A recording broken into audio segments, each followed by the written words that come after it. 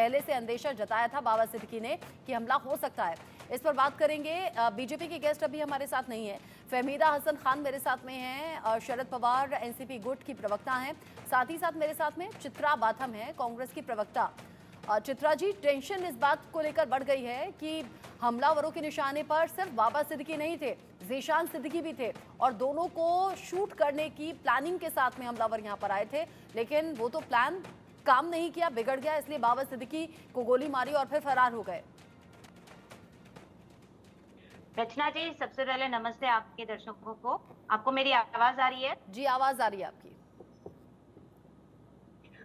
तो रचना जी, जैसा कि हम सब जानते हैं, 2-2.25 साल पहले धोखे लेकर महाराष्ट्र की जनता को धोखे में डालने वाला जो काम ये गद्दारों की सरकार ने किया था, आज के दौर में जो कानून व्यवस्था महाराष्ट्र के अंदर है, जो चरमरा गई है पूरी तरीके से, उसी का एक नतीजा है। मैं आपको याद दिलाना चाहूंगी कि ये जो गद्दारों की सरकार है, इन्हीं के कार्यकाल में इन्हीं के लोगों ने शुरू किया था पुलिस स्टेशन के अंदर फायरिंग, फेसबुक लाइव पे फायरिंग, और अभी थोड़े दिन पहले आपने जैसे देखा कि पुलिस कस्टडी में एनकाउंटर हो जाता है, जो आरोपी है उनके हाथ बंधे होने के बावजूद। उसके बाद भी एवरी अदर डे हम सुनते आते हैं कि पुलिस कस्टडी में आज इस बिजनेसमैन की हत्या हो गई, उस बिजनेसमैन की हत्या हो गई। तो पुलिस का जो पूरा सिस्टम है, लॉ एंड ऑर्डर का जो पूरा सिस्टम है, वो इस एकनाथ शिंदे की सरकार के अंदर में पूरी तरीके से कोलैप्स हो चुका है। महाराष्ट्र में कांग्रेस अब क्या करेगी? ज़ीशान सिद्दीकी की जान को भी खतरा है अगर हमलावर के निशाने पर ज़ीशान सिद्दीकी थे। साथ ही साथ सलमान खान के घर के बाहर फायरिंग करने के बाद भी एकनाथ शिंदे ने कहा था कि ये बिश्नोई गैंग क्या है, खत्म कर देंगे। मैं वही बोल रही हूँ आपको। आपको मेरी आवाज नहीं आ रही है? मैं कह रही हूँ कि अब कांग्रेस आगे क्या करेगी? सवाल पूछेगी,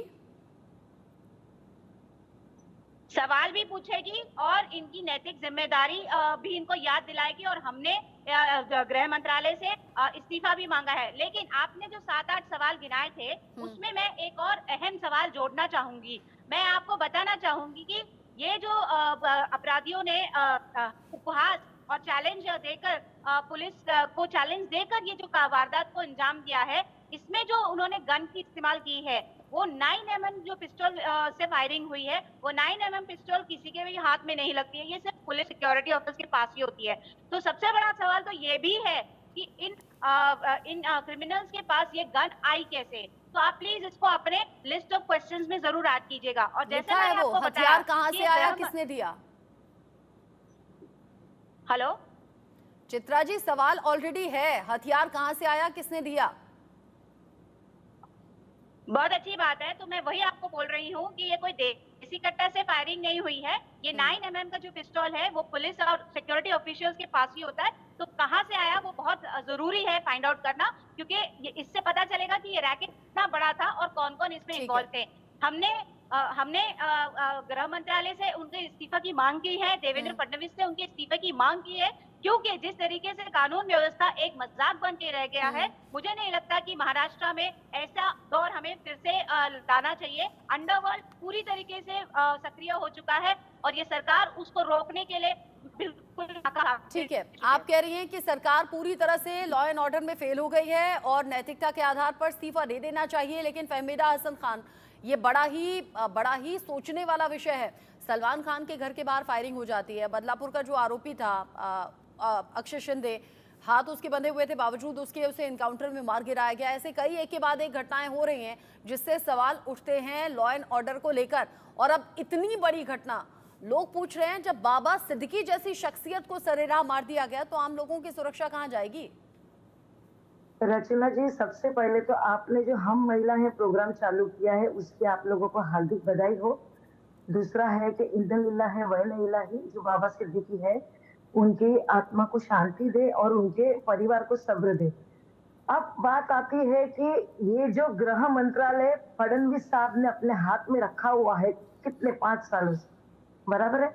पहले भी देवेंद्र फडणवीस ने मुख्यमंत्री देते हुए भी ये गृह मंत्रालय अपने हाथ में रखा था, जब भी यही परिस्थिति थी। और वापस से अभी जो 2.5 साल से आए हुए हैं, जब भी यही परिस्थिति है। तो जो केंद्र का गृह मंत्रालय है अभी मैं मेरे मुंह से कुछ नहीं बोलूंगी, वो ऐसे व्यक्ति के हाथ में है तो ये सब कुछ होना ही है। और आप बताइए कि जो 2 लड़के पकड़े गए हैं उसमें एक की उम्र 23 साल की और एक की उम्र 17 साल की है। 17 साल के बच्चे को इस चीज में इन्वॉल्व करके जब बेरोजगारी बढ़ जाती है बच्चे लोग क्या करेंगे।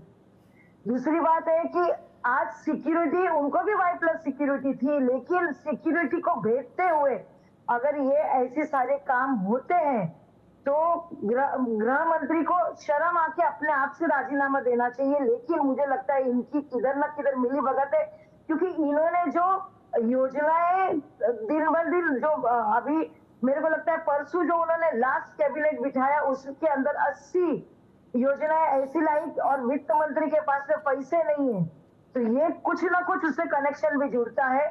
आम आदमी की सुरक्षा तो छोड़ ही दीजिए, मलाड में परसों ही मनसे का एक कार्यकर्ता की भी हत्या हो जाती है। अभिषेक गोसालकर की फेसबुक लाइव पे हत्या हो जाती है। जब भी उनके बाप ने, उनकी बीवी ने रो रो के कहा कि आप इसके लिए कुछ ना कुछ कीजिए, तो खाली एक ही सेंटेंस है उनके पास कि हम जल्द से जल्द सजा दीजिए। अरे कब सजा देंगे? महाराष्ट्र राज्य में ना ही महिलाएं सुरक्षित है, हाँ। ना ही आम आदमी सुरक्षित है, तो ऐसी सरकार को खुद फेमिदा से जी, वही राजीनामा मैं दे देना पूछना चाहिए। चाहती हूँ। देखिए, जब आम लोगों के साथ, हालांकि क्राइम है, चाहे वो आम इंसान के साथ में हो, चाहे वो खास इंसान के साथ में हो, लेकिन हमने देखा कोलकाता में जो जघन्य अपराध हुआ था ट्रेनी डॉक्टर के साथ में, तो पूरे देश में बड़ा बवाल कर दिया था। बीजेपी ने बड़े नैतिकता के पाठ पढ़ाए थे और बड़ा यहाँ इस्तीफा मांगा गया था, जगह जगह प्रदर्शन हो रहे थे, जो प्रदर्शन आज भी डॉक्टर्स के जरिए तो हो रहे हैं। बीजेपी आज भी उस मुद्दे को कोलकाता और पश्चिम बंगाल में भुना रही है। फिर जब अपने स्टेट की बारी आती है तो फिर बातों को घुमाने की कोशिश होती है, जांच की बात होती है। अभी थोड़ी देर पहले एकनाथ शिंदे का बयान भी हमने चलाया, उसमें वो कह रहे हैं कि दोषी बख्शे नहीं जाएंगे, जो भी होगा। लेकिन जो घटना घटनी थी वो तो घट गई, सवाल क्यों ना पूछा जाए? सवाल पूछना हमारी जिम्मेदारी है और सवाल पूछ के जवाब देना भी मुख्यमंत्री की और गृह मंत्री की जिम्मेदारी है। लेकिन उसके ऊपर वो जिपलॉक करके बैठे हुए, इसमें देवेंद्र फडणवीस का एक भी व्यक्तित्व आएगा नहीं। और कोलकाता में ममता सरकार के ऊपर इन लोगों ने, बीजेपी वालों ने ऐसी चढ़ाई कर दी थी, तो अब बीजेपी के कार्यकर्ता कहाँ गए? अब क्यों एकनाथ शिंदे से सवाल नहीं पूछा जा रहा है? और थोड़े ही दिनों पहले यही अजीत गढ़ का एक जो तालुका अध्यक्ष है कुर्मी करके, उसकी भी हत्या कर दी जाती है। तो ये कहाँ जा रहा है? महाराष्ट्र जंगल राज बन गया है।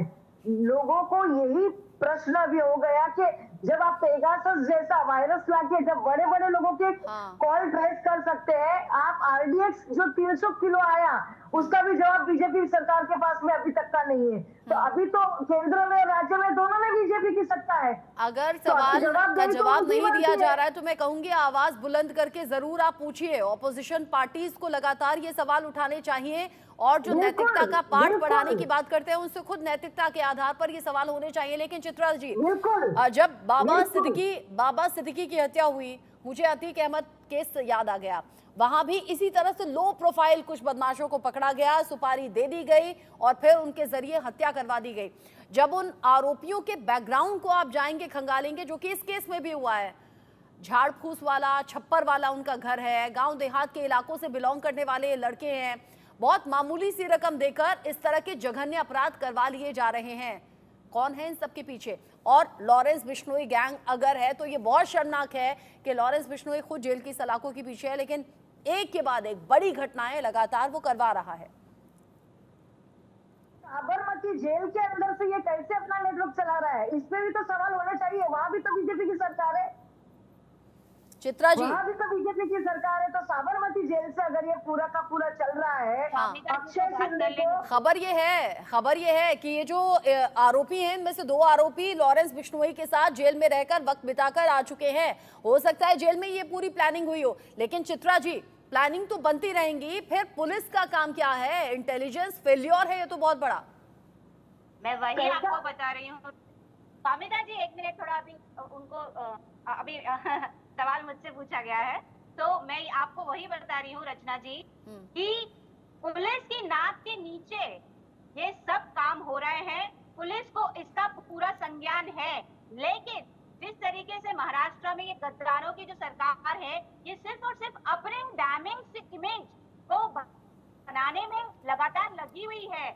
हमारे मुख्यमंत्री लगातार जीआर निकाल रहे हैं क्यों? ताकि वो अपने दशहरा के रैली में बोल सके कि उन्होंने कितना काम किया है। हमारे जो गृह मंत्री हैं वो अपने आप को देवा भाव साबित करने में तुले हुए हैं ताकि वो महिलाओं के बीच में अपनी एक अच्छी इमेज बना सके। तो इसीलिए इनका काम पे बिल्कुल भी ध्यान नहीं है, कानून व्यवस्था पे बिल्कुल भी ध्यान नहीं है। मैं आपसे पूछना चाहूंगी कि लॉरेंस बिश्नोई गैंग में इतना कॉन्फिडेंस कहाँ से आता है? क्या ये कहीं ना कहीं है कि ये पॉलिटिकल बार्गेन है? क्योंकि हमने सुना है जिस तरीके से कि बाहर के देशों में जो किलिंग्स हुई है कि कहीं से भी गोली चल जाती है और कोई भी असैसिनेट हो जाता है, क्या उसके बदले में उनको यहाँ पे इस तरीके की सुरक्षा दी जाती है और पुलिस उनके साथ मिलके कहीं ना कहीं ये पॉलिटिकल एनकाउंटर्स कर रही है? इसीलिए मैंने आपको कहा कि जिस तरीके का हथियार इस्तेमाल सवाल किया गया इसलिए भी है कि 15 दिन पहले चित्रा जी बाबा सिद्दीकी ने कहा था कि मेरी जान को खतरा है। अब कहा यह जा रहा है कि वाई श्रेणी की सुरक्षा दे दी गई थी, लेकिन ये होती है वाई श्रेणी की सुरक्षा जहां आरोपी सीधा सामने से आए, सीने पर गोली मार दें।